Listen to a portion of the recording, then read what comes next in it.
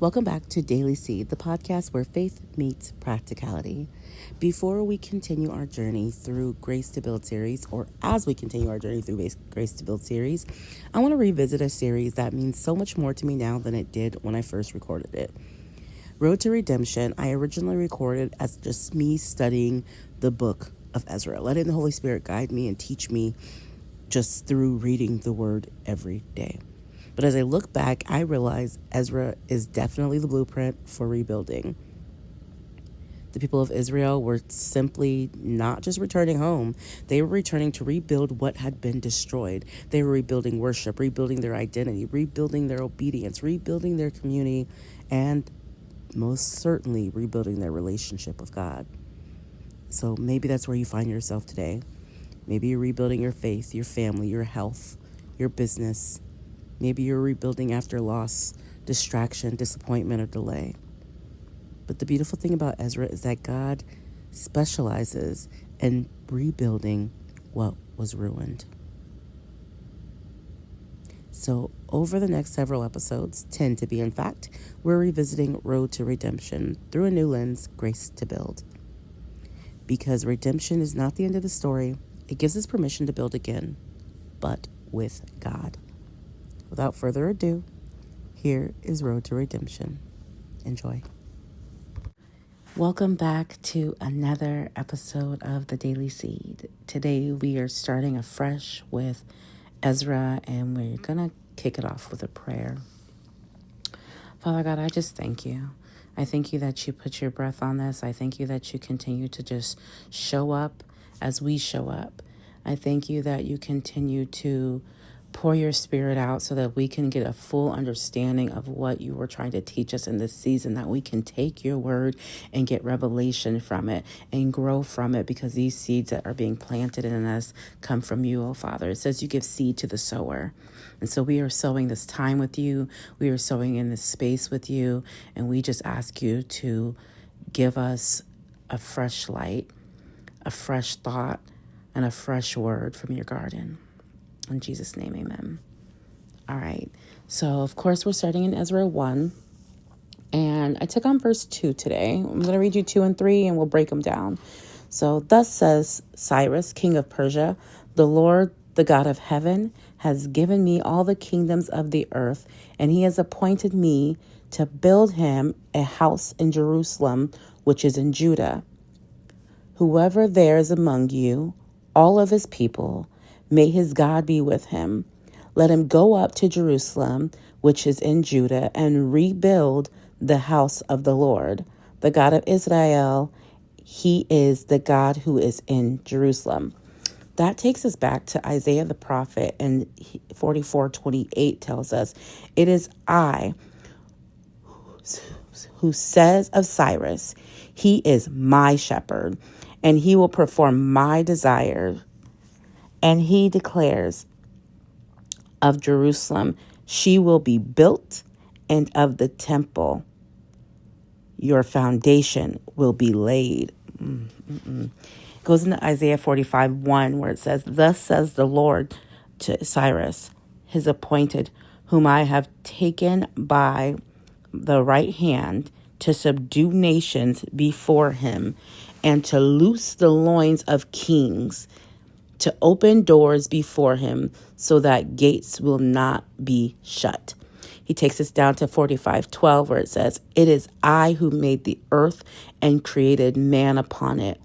I stretched out the heavens with my hands, and I ordained all their host. 14 tells us that thus says the Lord, the products of Egypt and the merchandise of Cush and the Sabeans, men of stature, will come over to you and will be yours. They will walk behind you. They will come over in chains, and they will bow down to you. They will make supplication to you. Surely God is with you, and there is none else, no other God. So as I reflected on this in the observation, I see that God's rebuilding the temple. And if we take this for ourselves, He's rebuilding our temple. So as you know, we just studied Hosea. And so he was clearing things out. He was letting them know, hey, come back to me. You're doing wrong. Let's reset. So if we're going to take it from there, because I feel like God always speaks and God is moving and he's teaching us something. If he took us through Hosea, showed us all the wrong things, showed us that also in the wrong things. And even though I'm giving you this land that I told Jacob I would give you, that I told Abraham I would give you, that I told Isaac I would give you, I'm giving you this land. Do not desolate. It will be desolate if you desecrate it, if you completely do your sin in there. If you do those things, the land will no longer be yours. However, if you repent, I will always be here to come back, that you can come back to. If you repent, if you change your ways, if you turn back to me, I will reset you. I will freely love you, right? That was the last thing we talked about. We were freely loved in God. Thank you, Jesus. Thank you for your sacrifice, because that's the only way we can be freely loved by God. And we thank you for that. So in this season, God is rebuilding the temple, but we are the temple. He is rebuilding us. He's restoring us. He's reestablishing us. That's what he's doing for them here. These people are coming out of exile. They just spent 70 years in Babylon, a country known for its sin, because God turned them over because they just kept sinning. They just couldn't get over themselves. So God said, cool, you want it, you got it, take 70 years. In 70 years, I'll send you back to the land. And so he said, Cyrus, who wasn't even a believer, it says at the beginning, like he stirred up Cyrus's spirit to do this. And it's prophesied 100 years before Cyrus is even born in Jeremiah that this would happen.